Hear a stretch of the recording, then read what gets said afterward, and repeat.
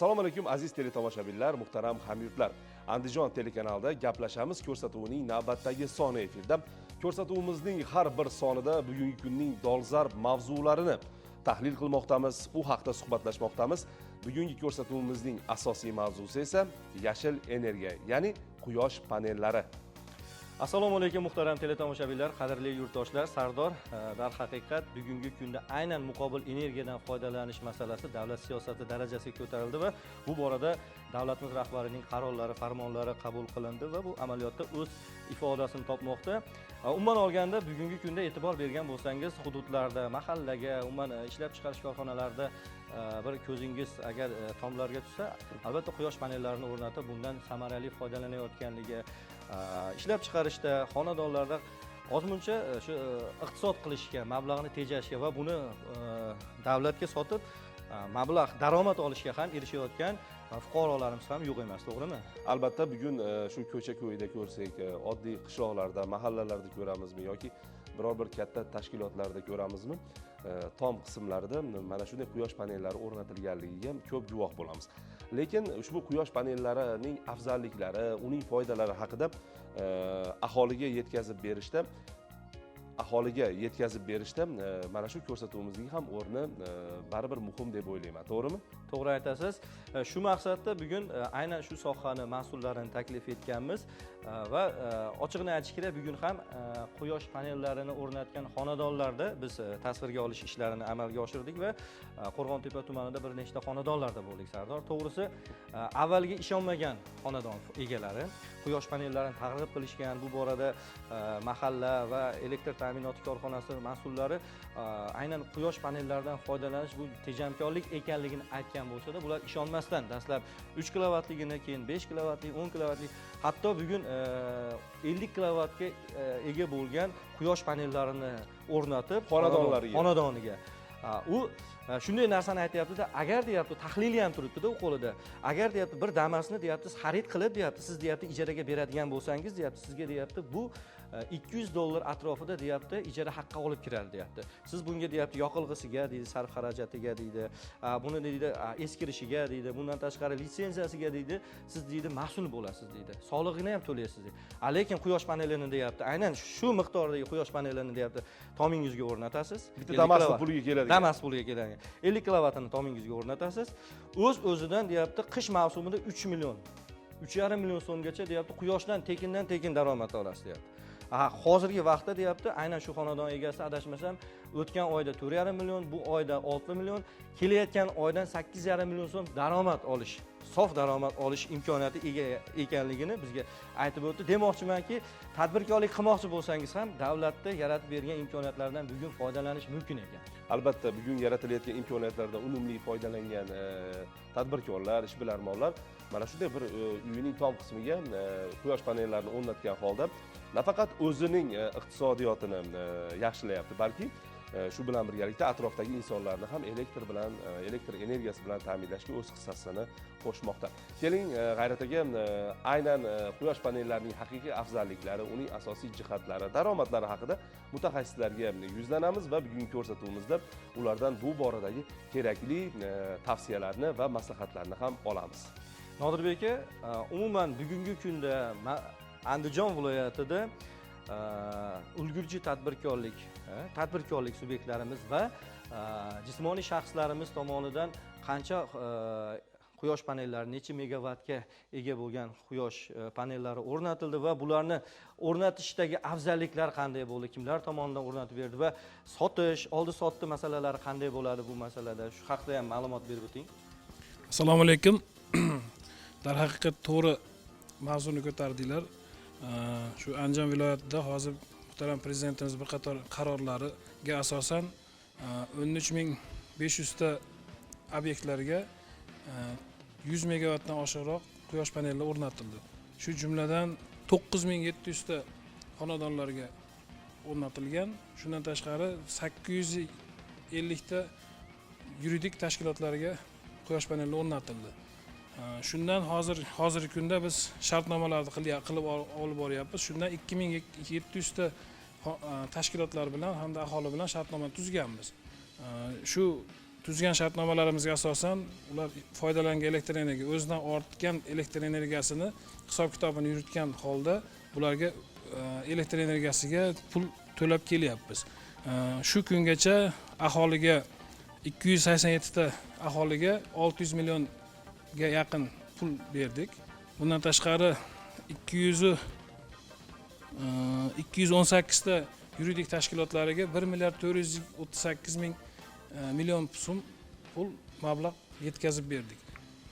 Endi afzalliklarni aytadigan bo'lsak, hozirgi kunda mana elektr energiyasining taqchilligi yuzaga kelyapti qish oylarida. Bundan tashqari mana narxlarning oshishini e'tiborga olganda shu tadbirkorlar hamda aholilarga o'z ehtiyoji uchun o'sha muqobil energiya panellarni qo'yadigan bo'lsa, shu o'z aytganimizdek daromad bo'ladi, o'zini xarajatini qoplash, bundan tashqari daromad topish manbalariga ochiladi. U prezidentimiz, davlatimiz bunga juda katta imkoniyatlar bergan. O'sha imkoniyatlardan foydalanishini so'raymiz. Shu fuqarolardan hamda tadbirkorlardan so'raymiz. Qarang Nodirbek aka, aynan bitta iste'molchi xonadonda o'rtacha 3 kilovatdan 7-8 kilovatgacha elektr energiyasini, aynan davlat elektr energiyasini iste'mol qiladi. U xonadoniga necha kilovat hajmdagi quyosh panellarini o'rnatsa, bu umuman elektr energiyasini sotib olmaydi va davlatga sotish imkoniyatiga ega bo'ladi. Necha kilovatli quyosh panellarini o'rnatgan afzalroq bugungi kunda? Hozirgi kunda xonadonlar har xil, bir xo'jalik, ikki xo'jalik bor. O'sha ikki xo'jalik, bir xo'jaliklar bilan o'rtacha siz aytgandek 3 kilovat, 8 kilovat iste'mol qiladigan xonadonlar 10 kilovat quyosh panel o'rnatadigan bo'lsa, bu o'zidan ortkizib davlatga sotishi mumkin. O'zini o'sha qo'ygan quyosh paneliga sarflagan mablag'ini qoplash imkoniyati yaratiladi. Endi yana bir asosiy savolda G'ayrat aka, mana shu quyosh panelini o'rnatgandan so'ng, masalan, shu hududga kelayotgan elektr tarmog'idan umuman foydalanmaslikning ham imkoni bormi? Uning uchun qancha kuchlanishli quyosh panelini o'rnatish kerak bo'ladi? Aynan masalan, yozning kunida konditsionerdan foydalanish bor yoki uyda muzlatgichlar bor yoki har xil maishiy jihozlarni ishlatish mumkin bo'lgan mana shunday quyosh panellari ham bormi? Ular qancha kuchlanishli bo'ladi? Qandayni o'rnatganlik afzal? Chunki teletomoshabinlarimiz aynan mana shu savollar bilan yuzlanadi. Chunki bugungi kunimizni biz sovuqchisiz, muzlatgichsiz yoki issiq pechlarsiz yo bo'lmasa shu maishiy texnikalarsiz tasavvur qila olmaymiz-da. Nodirbek aka, qancha kuchlanishligini o'rnatish kerak bo'ladi va nimalarga e'tibor qaratish kerak bo'ladi shunda? Hozir to'g'ri aytyapsiz. Hozir har bir xonadonni o'zini ishlab chiqarishi, o'zini iste'molidan kelib chiqib quvvatini aniqlashimiz kerak. Iste'molchini bitta savol berish kerak, quyosh panel qo'yishdan oldin nima sababdan qo'yyapsiz degan savolga javobini bilishimiz kerak. Birinchi navbatda bu iste'molchi men o'z ehtiyojimni qoplash uchun qo'yadigan tadbirkor, qo'yadigan fuqarolarni aniqlashimiz kerak. Bundan tashqari men shu quyosh panel qo'yib daromad topaman deydigan odamlar tanlab olib o'shanga qarab biz tavsiya beriladi. Masalan, bitta xonadon 3 kilovatlik iste'moli bo'ladigan bo'lsa, aytayapman, o'sha 3 kilovat qo'yadigan bo'lsa, shu 3 kilovat o'zini o'zi qoplaydi. Bunga oshiqcha elektr energiya davlat elektr energiyasi kerak emas. Davlat elektr energiyasi kerak emas, o'zini o'zi qoplaydi.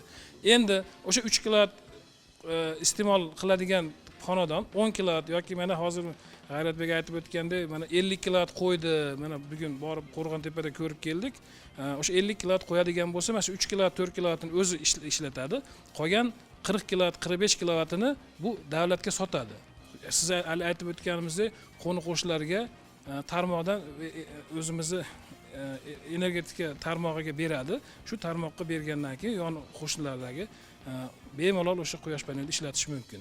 Shu ishlab chiqargan elektr energiyasini sotadi. Biz davlat har bir kilovatiga 1000 so'mdan biz pul beramiz, subsidiya. 3 kilovatlik quyosh panelini o'rnatgan inson uyda sovutgichdan foydalansa, uydagi muzlatgichlardan foydalansa, masalan, har xil ovqatlar pishiruvchi pechlardan foydalansa ham bo'ladimi? Albatta bo'ladi. Bu aytganimizni hozir hisob-kitob qildik. Mana 3 kilovatt dedik. 3 kilovatt ichida siz aytgan o'sha pechkasi, xolodilnigi, aristonlari hisob-kitob qilib 3 kilovatt deb hisoblaydigan bo'lsak, o'sha 3 kilovatt quyosh panel qo'yadigan bo'lsak, o'z-o'zini qoplaydi, yetadi, o'sha elektr energiya yetadi. Endi mana biz bilyapmizki, mana quyosh panelini o'rnatish insonni, o'sha fuqaroni o'zi uchun juda ham katta foydali. Chunki iqtisod qiladi. Elektr energiyasini masalan oylik iste'molini endi u mablag'ini davlatga to'lamaydi, o'zi u elektr energiyasini quyosh paneli orqali olyapti. Lekin mana shu quyosh panelini o'rnatgan fuqarolar, tashkilotlar uchun ham davlat tomonidan qator imtiyozlar bor. Mana shu imtiyozlar haqida ham bir batafsil to'xtalib bersangiz. Birinchi navbatda quyosh panellar qo'ygan fuqaro yoki jismoniy shaxslar yoki yuridik shaxslarga soliq yer solig'idan ozod qilingan. Yuridik shaxs bo'ladigan bo'lsa, o'sha 3 yil muddatga mulk solig'idan ozod qilinadi. Agar quyosh batareyalarini to'plash akkumulyatorlik sistema qilib qo'yadigan bo'lsa, hattoki 10 yilgacha o'sha mulk solig'idan ozod qilingan. Bundan tashqari yana daromad solig'i bor. O'sha hozir aytganimizdek, o'sha davlatga o'z ehtiyojini ortgan elektr energiyasidan kelib tushgan puliga daromad topyapti. Daromad solig'idan ham ozod qilinadi. Qancha sotsa, xuddi shu pulga faqat o'zi egalik qiladi. O'zi egalik qiladi. Bu albatta mana shu quyosh paneli, ya'ni yashil energiyani yanada rivojlanishi uchun, shu aholi xonadonlariga kirib borish uchun, shu energiyadan foydalanish uchun yurtimizda amalga oshirilayotgan bir islohotlarning bir kichik bir debochasi desak bo'laveradi. Mana shu debochani o'zi ham bugun aholi xonadonlariga quyosh panellarini o'rnatilishi va yashil energiyadan unumli foydalanishga sabab bo'layotganini ko'rsatadi. Endi yana bir savol borda, aynan mana shu quyosh panellarini o'rnatishda kimlarga murojaat qilamiz, uning texnika xavfsizligi, uning doimiy nazorati degan savollar ham bo'ladi. Masalan, teletomoshabinlarimiz tomonidan aynan bu kimlar tomonidan o'rnatib beriladi va nazorati kim tomonidan qilinadi degan savollarga ham albatta javob berib o'tsangiz maqsadga muvofiq bo'ladi. Andijon viloyatida hozir bir qator tadbirkorlar bor. Shu nafaqat Andijon viloyati, O'zbekiston miqyosida juda ko'p tadbirkorlar quyosh panellari. Masalan, tumandagi hududiy elektr tarmoqlari bo'limiga uchrash shart emas demoqchiman. Yo'q, shart emas. Bu tadbirkorlarga murojaat qilinadi. Bundan tashqari Energy Market, energetika qoshiqda Energy Market degan platforma orqali kiradigan bo'lsa, o'sha yerga ariza tashab qo'ysa, o'sha arizasidan davlat tomonidan har bitta berilgan imtiyozlar qo'llangan holatda shu uyiga o'zi qo'yib ketishadi. O'sha shartnomalarni, loyihalarni ham o'sha elektron tarzda amalga oshiriladi. Shu bo'yicha quyosh panellarini o'rnatib ketishadi. Endi yana bitta narsa bor. Hozir aytib o'tganimizdek, qanday murojaat qiladi? Quyosh panelni o'rnatib qo'ygandan keyin albatta bu bilan shartnoma tuzish kerak. Agar shartnoma tuzmaydigan bo'lsa, bu fuqaro aytilgan natija yoki aytilgan samarasini ola olmaydi. Shunga hozir biz quyosh panelida shartnoma qilish tartibi, ketma-ketligini bir loyihasini qilganmiz, planshetini tayyorlab kelganmiz. Ruxsat bersanglar, bir ko'rsatib qilib bersak. Marhamat. Endi xabaringlar bor, biz aytib o'tdik, hozir jismoniy va yuridik iste'molchilarimiz bor dedik. Mana jismoniy yuridiklar birinchi uyiga quyosh panel qo'ygandan keyin soliq mobil ilovasidan ariza tashlaydi. Bu ariza to'g'ridan-to'g'ri hududiy elektr tarmoqlarini billing degan dasturimizga kelib tushadi. Bu dasturdan keyin biz haqiqatda quyosh panel o'rnatganlarni ko'rgandan keyin bu soliq qo'mitasiga boradi bu. Bizi billing dasturimiz soliq qo'mitasi integratsiya qilingan. Har oy yakuni bilan iqtisodiyot vazirligi tomonidan shu o'z ehtiyojidan ortgan elektr energiyasiga pul tashab beradi-da, keyin qaytib bu ko'rgan bo'lsanglar, mana 1000 so'mdan har bitta ijobiy tafovutga iste'molchiga plastik kartochkasi qaytib keladi. Soliq demak, bu yerda yer solig'idan ozod etilish masalalari ham bu joyda hal bo'lib ketadi, to'g'rimi? Xuddi shunaqa bo'ladi. Endi ikkinchisida yuridik shaxslarimizda yuridik shaxslar o'zlarini tom qismiga, o'zlarining joylariga qo'ygandan keyin shu energiya inspeksiya, mana shu 20 kilovatdan yuqori bo'ladigan o'z energiya inspeksiya degan tashkilotimiz bor. O'z tashkilotiga loyihalarini taqdim etadi. U yerdan energiya nazoridan kelishilgandan keyin biz hududiy elektr tarmoqlariga beradi. Hududiy elektr tarmoqlar to'g'ridan-to'g'ri shartnoma tuzadi. Keyin har bitta tuzilgan shartnomaga yuridik shaxslarga 720 so'mdan o'sha ikkinchi tarif guruhini 80% miqdorida biz hisob-kitob qilib har oyda yakuni bilan buni ham xuddi o'shunaqa qilib tashkilotning hisob raqamiga o'tkazib beramiz. Ular demak ham o'zida ishlab chiqarish jarayonida buni sarf etadi va ortganini sizga solsa 720 so'mdan ularga elektr energiyasi uchun to'lab berasiz. Ham ular daromad solig'idan ham ozod bo'ladi. Albatta daromad solig'idan hozir aytib o'tganimiz solig'idan imtiyozlarimiz bor. Daromad solig'i ishlab chiqarishdagi mahsulotdagi daromad solig'imi yoki mana shu sizga sotgan elektr energiyasi? Sotgan elektr energiyani o'zidan hisob. Fuqaro ham daromad solig'i aynan ana shu Fuqaro ham. elektr energiyasi sotganidan. Albatta. Shuni tomoshabinlarimiz tushunib olish kerak, sababi men tadbirkorlik subyektini yaratyapman, men ishlab chiqarishimdagi daromadim shuncha, demak men daromad solig'idan ozod bo'lar ekanman degan fikrdan yiroq bo'ling, sababi siz ishlab chiqarib davlatga sotgan elektr energiyangizdan demak topayotgan daromadingizni solig'idan siz ozod bo'lasiz. Bunga daromad solig'i to'lanmaydi. Sardor studiyamizda aynan tariflar, mana yoz mavsumida, qish mavsumida tariflar juda ko'p o'zgarib turadi-da. Aynan mana shu tariflar bo'yicha ham suhbatlashsak, bugungi kunda tariflarimiz qanday bo'layotgan? Elektr energiyasidan foydalanishda tariflar joriy etildi-da, bugungi kunda mana shu elektr energiyasini tejash, buni asrash, chunki bu nima desa bo'ladi? Bu tabiiy boyliklar tuganmas emas, demak bularni saqlash, bularni asrash, bularni ehtiyot qilish, bulardan unumli foydalanish bugungi kunda dolzarb vazifasi. Demak, aynan mana shu yo'lda tashkil etilgan, mana shu yo'lda joriy etilgan tariflar haqida batafsil ma'lumot berib o'tish uchun mana Zufar akamizga yuzlanamiz. Zufar aka, bugungi kunda tariflar qanday? Mana bir muddat avval tariflar boshqacha edi. Mana endi yangi tariflar keldi. Bugun teletomoshabinlarimizda, albatta muhtaram yurtdoshlarimizda bu savollar bor. Ushbu savollarga bugun siz beradigan ma'lumotlaringiz bir batafsil javob bo'la oladi. Marhamat. Darhaqiqat Vazirlar Mahkamasining 2024-yil 16-apreldagi 204 sonli qarori bilan har yili 1-apreldan tariflarga o'zgartirish kiritish kerak ko'zda tutilgan edi. Ya'ni 2025-yil 1-apreldan tarif o'zgarishi kerak edi. Mana avval bilasizlar 200 kilovatgacha 450 so'm, undan keyin 200 kilovatdan ortgandan keyin boshqa tarifda hisob-kitob qilinardi. Shu tendensiyada har yili ortib borish kerak edi, lekin hurmatli prezidentimizning tashabbusi bilan 204 sonli qarorga o'zgartirishlar kiritildi. 1-may 2025-yildan boshlab tariflar boshqacharoq tarzda o'zgartirish kiritildi. Ya'ni avvallari 200 kilovat elektr energiyasi 90 ming so'm, 500 kilovatgacha ishlatilgan iste'molchilar hisobga olganimizda 300 kilovati 270 ming so'm bo'lsa, ya'ni 360 ming so'm iste'mol qilgan bo'lardi. Yangi tarif bo'yicha ham bu 200 kilovatgacha 600 so'm, 500 kilovatga 800 so'm o'zgarish bo'ldi, lekin bu yerda hisob-kitob qilinadigan bo'lsa 200 kilovatgacha bo'lgan elektr energiya 120 so'm, 300 kilovati esa yana 240 ming so'm bo'lib turib, jami 360 ming so'm o'zgarishsiz qolyapti. Aholini ijtimoiy himoya qilish maqsadida bu o'zgarishsiz qolyapti. Qolgan iste'molchilar mana 900 so'm bo'lgan ulgurji iste'molchilarimiz, ular 1000 so'm bo'lyapti.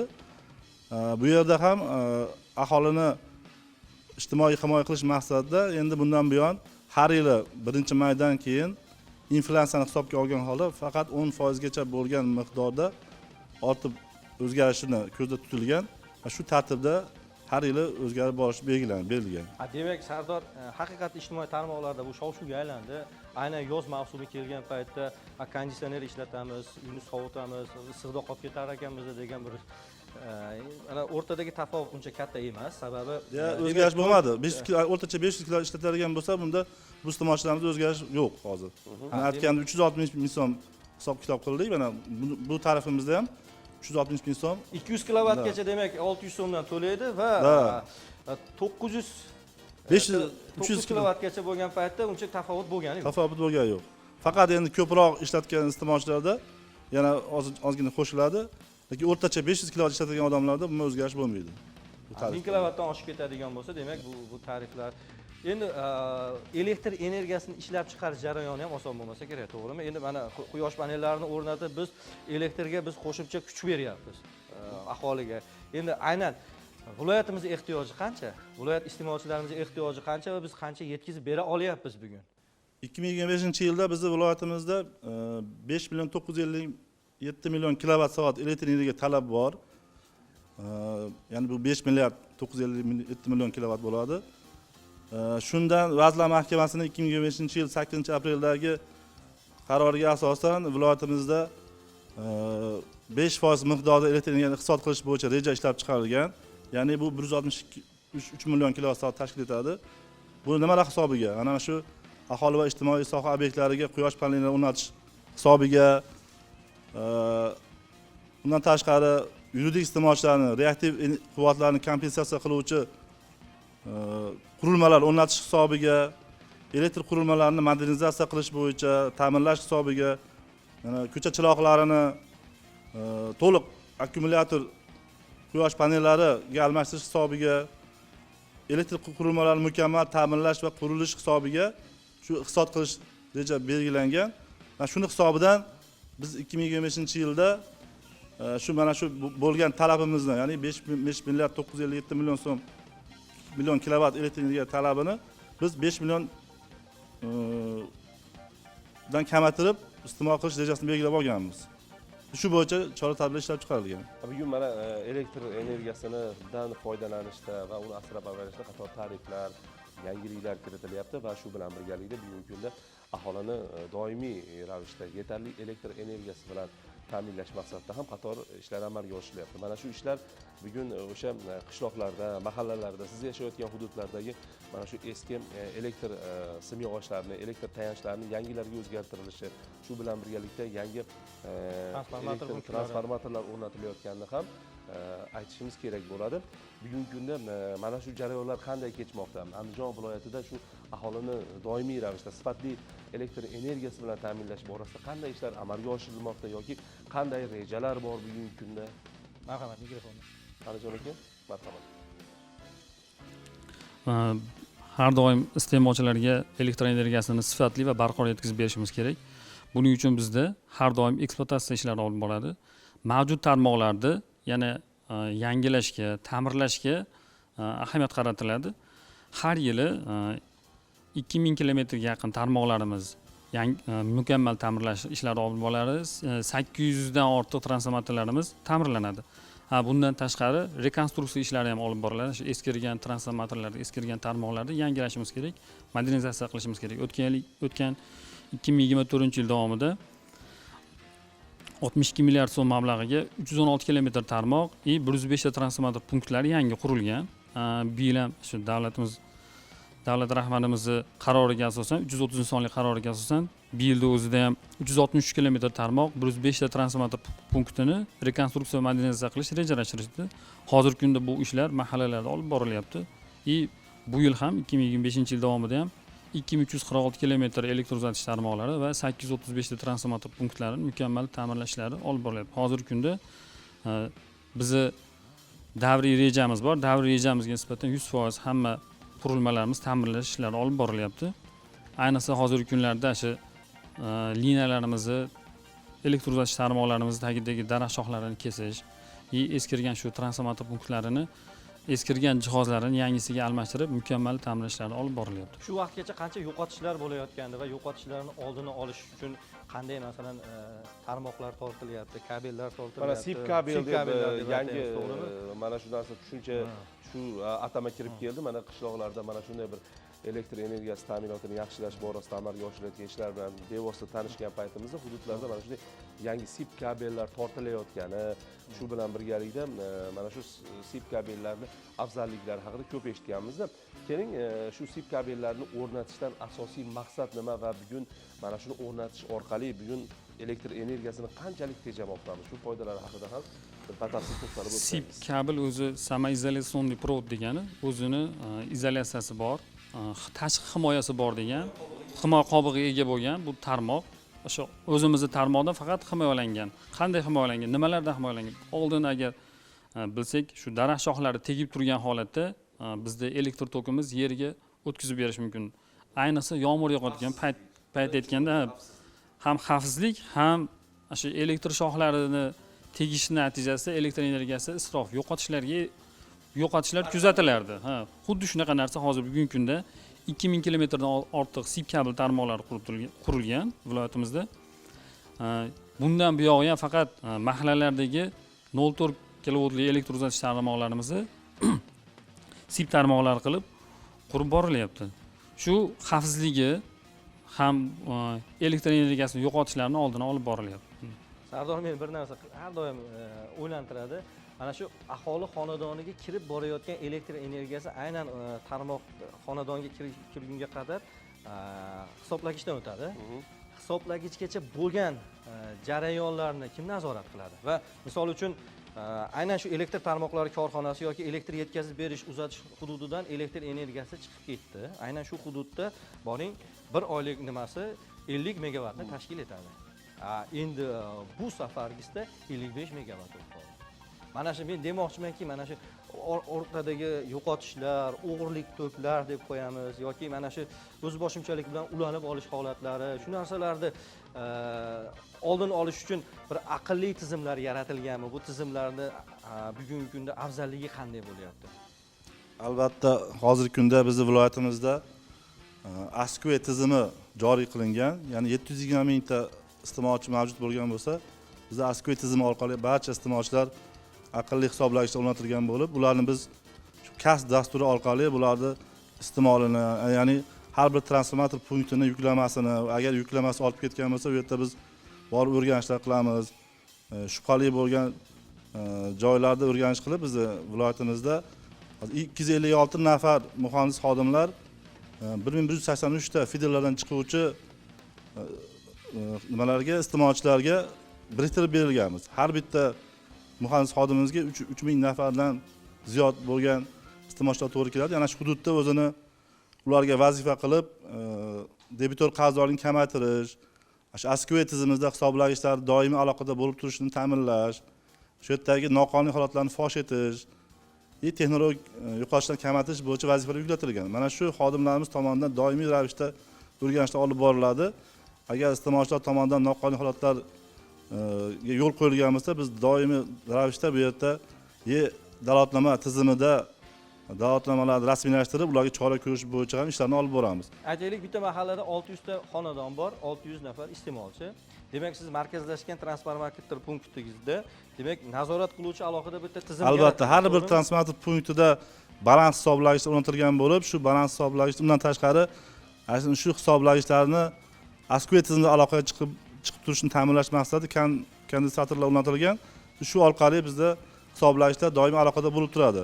Agar hisoblagichlarga tashqi ta'sir ko'rsatilgan vaqtda bizda shu KAS dasturi orqali analiz qilinib turib, bu signal keladi.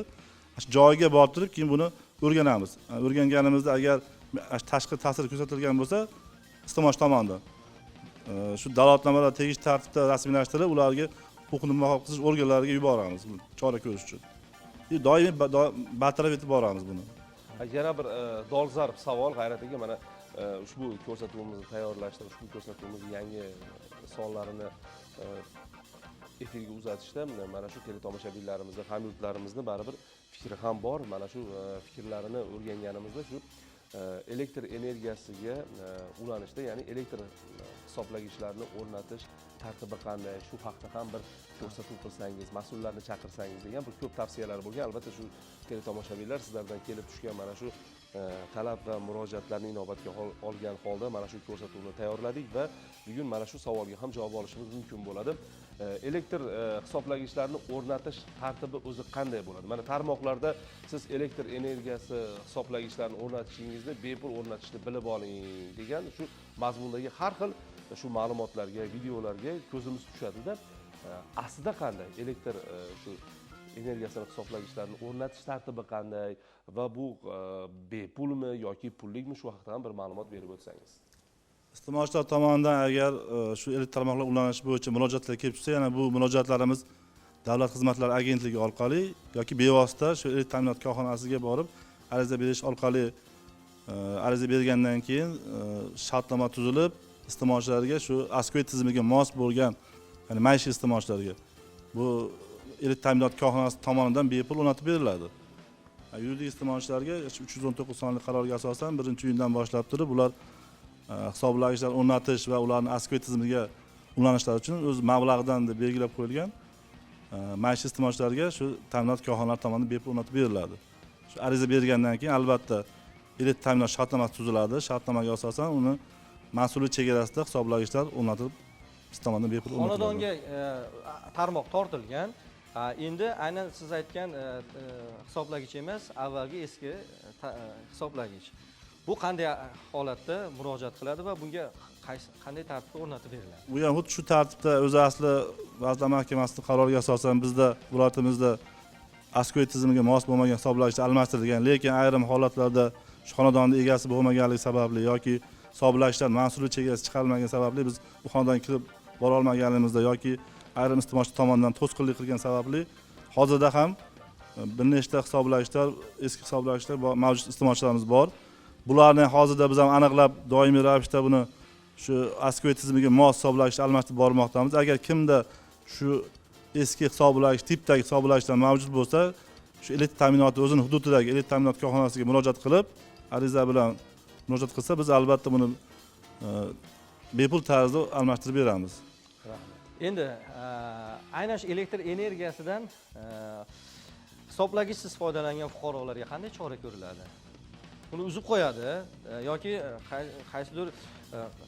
qaysidir tarmoqni yerga ulab qo'yib. Vazirlar Mahkamasining 319 sonli, ya'ni elektr energiyasidan foydalanish qoidalari talablariga asosan elektr energiya iste'molchilari hisoblagichdan siz foydalanish mumkin emas. Ya'ni bu noqonuniy foydalanish hisobga kiradi. Bu holatda biz qoidabuzarlik dalolatnomani rasmiylashtirib, iste'molchini tarmoqdan uzib qo'yamiz va uni tegishli chora ko'rish uchun huquqni muhofaza qilish organlariga hujjatlarni topshiramiz. Necha oyda, masalan 6 oydan beri aynan shu tarmoqdan foydalanib kelyapti. Endi uni ulangan quvvatini borib shu yerdagi xonadondagi qancha quvvatga ulangan bo'lsa, shu ulangan quvvatini hisob-kitob qilib turib, qaror talablariga asosan uni zarar miqdori aniqlanadi va zarar miqdorini undirib olish maqsadida tegishli organlarga yuboriladi va albatta tarmoqdan uzib qo'yiladi.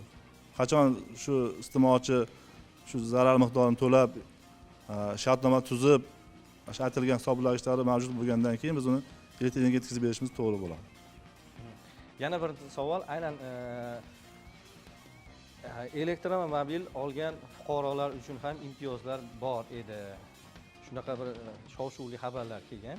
Umuman mana elektromobil olgan fuqaro xonadonida avtomashinasini quvvatlantirsa, unga qo'shimcha 200 kilovatdan qo'shimcha yana imtiyoz bor degan mavzudagi savollar ham bo'lgan. Bu to'g'rimi yoki bunga qandaydir talablar, tartiblar bormi?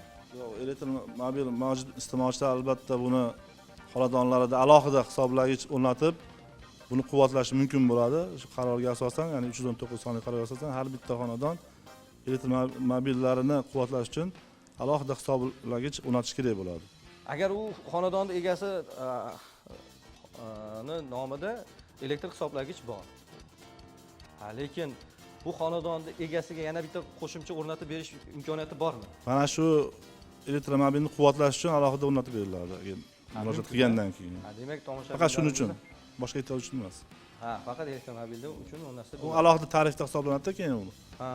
Buni tarifi alohida tarif. Demak, sizga fuqaroga maishiy ehtiyoj uchun tarif belgilanganda hozir men aytgan tariflarim. Hali endi elektromobillarni quvvatlash uchun alohida tarif bo'ladi. Shu tarifda ular bilan hisob-kitob qilinadi. Sardor, yana bir savol.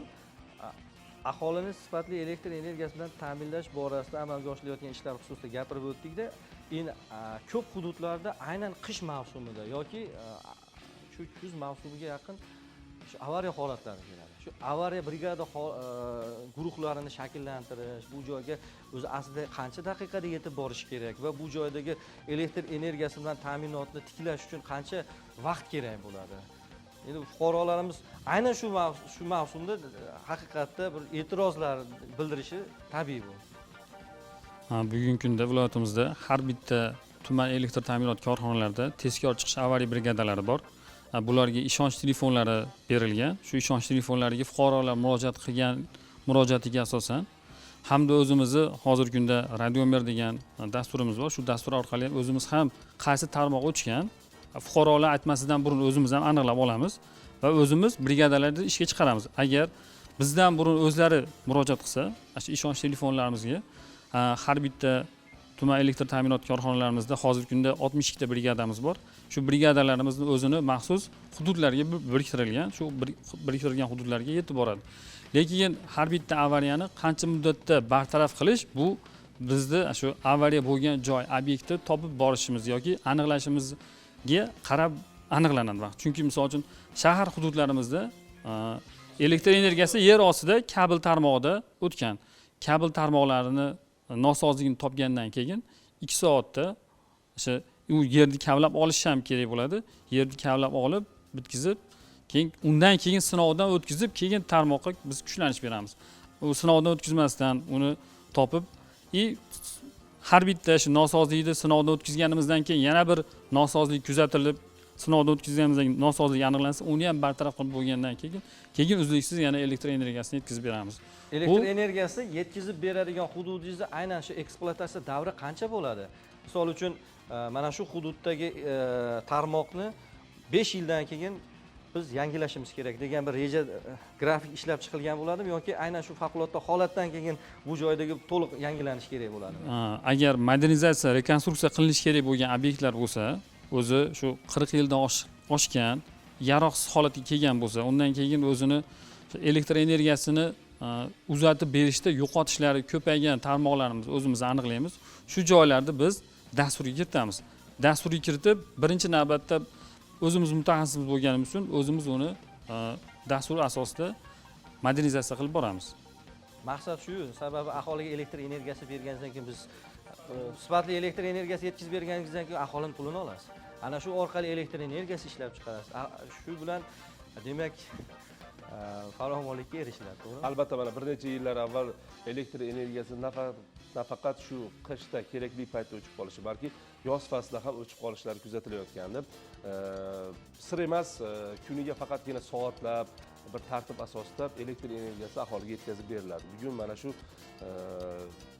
noxush holatlarning oldi olindi. Bugungi kunda aholini doimiy ravishda uzluksiz hamda sifatli elektr energiyasi bilan ta'minlash ishlari olib borilyapti. Shu bilan birgalikda muqobil, ya'ni yashil energiyadan foydalanishning bir yangi turlari kirib kela boshladi va buning afzalliklarini mana bugungi ko'rsatuvimiz orqali ham bilib oldik. Albatta, bugungi ko'rsatuvimiz orqali teletomoshabinlarimizga, hamyurtlarimizga kerakli va foydali bir ma'lumotlarni yetkaza olgan bo'lsak, bundan juda ham bag'oyat biz mamnun bo'la olamiz. Ochig'i Sardor, bugun mutaxassislardan men ko'p narsani o'rgandim. Albatta tomoshabinlarimiz ham. Demak, yashil energiyaga o'tish bu juda ham katta bir iqtisodiy tejamkorlik va siz bir vaqtning o'zida ham oilangiz uchun daromad olib kelasiz va qo'ni-qo'shnilaringizga ham siz ishlab chiqarilayotgan elektr energiyasini yetkazib berish imkoniyati bor ekanda. Yana bir narsa ikkita turga bo'linadi adashmasam. Bu to'g'rimi? Batareyka orqali buni quvvatlantirib, shu haqda ma'lumot bersangiz, bizni ajratilgan vaqtimiz ham. Hozir to'g'ri aytyapsiz. Hozir aytib o'tganimizdek, quyosh panel tizimi 3 ga bo'linadi. Birinchisi on-grid sistema. Bir on-grid sistema deganimiz shu tarmoqqa ulanadi. Tarmoq bilan parallel holatda ishlaydi. Tarmoq ishlab chiqarilgan elektr energiyasini o'z ehtiyojini uchun ishlatadi, ortig'ini davlatga sotadi. Xo'p, ikkinchi sistemamiz off-grid deyiladi. Off-grid sistemamiz bu tarmoqqa ulanmaydi, avtonom bo'ladi. Siz aytgandek, quyosh panelidan olingan elektr energiyasini shu iste'molga beradi. Iste'molda ortganini o'zini akkumulyatorga saqlaydi elektr energiyasini. Keyin quyosh kechga payt borganda o'sha akkumulyatordan tarmoqqa o'zini iste'moli uchun ishlatiladi. Hop, uchinchi sistemamiz gibrid deyiladi. Bu ikkala o'sha on-grid bilan off-grid sistemani yig'indisi. Bu o'sha aytilgandek tarmoqqa ham ulanadi. O'sha ishlab chiqarilgan elektr energiyasini ham iste'molga ketadi, akkumulyatorga ketadi. Shu akkumulyator yetmagan qolgan qismida shu davlatdan bizni tarmoqdan elektr olib turib, shu o'z iste'moliga foydalanadi. O'shanga men aytib o'tganimdek, birinchi navbatda qanday tizimni tanlash uchun iste'molchilar o'z murojaat qilsa o'sha savollarga javob berib o'sha tizimni biz aytib beramiz. Endi uni ham o'ziga yarasha tariflari ham bor. Albatta, G'ayrat aka, shu gaplashamiz ko'rsatuvini navbatdagi sonda albatta sizlar bilan yana bir jonli muloqot tashkil etamiz. Sababi shu teletomoshabinlarimiz, hamyurtlarimizda bu borada qator savollar bor. Bu bizning ushbu ko'rsatuvimizning Telegramdagi manziliga ko'p kelib tushgan. Ushbu savollarga va shu bilan birgalikda jonli muloqot davomida teletomoshabinlar sizlar tomonidan kelayotgan aynan shu yo'nalishdagi savollarga mana shu mutaxassislarimiz ishtirokida albatta jonli efirda javob berishga harakat qilamiz va aynan mana shu yo'nalishdagi ko'rsatuvni tashkil etamiz. Hozir esa bugun ko'rsatuvimizda ishtirok etgan Andijon viloyati hududiy elektr tarmoqlari korxonasi mas'ullariga bugungi ko'rsatuvimiz uchun ajratgan vaqtingiz uchun albatta o'z minnatdorchiligimizni bildirib qolamiz ishtiroki uchun va bugungi ko'rsatuvimizga yakun yasaymiz. Diqqat va e'tiboringiz uchun rahmat. Yana qayta ko'rishguncha, gaplashguncha salomat bo'ling. Sog' bo'ling.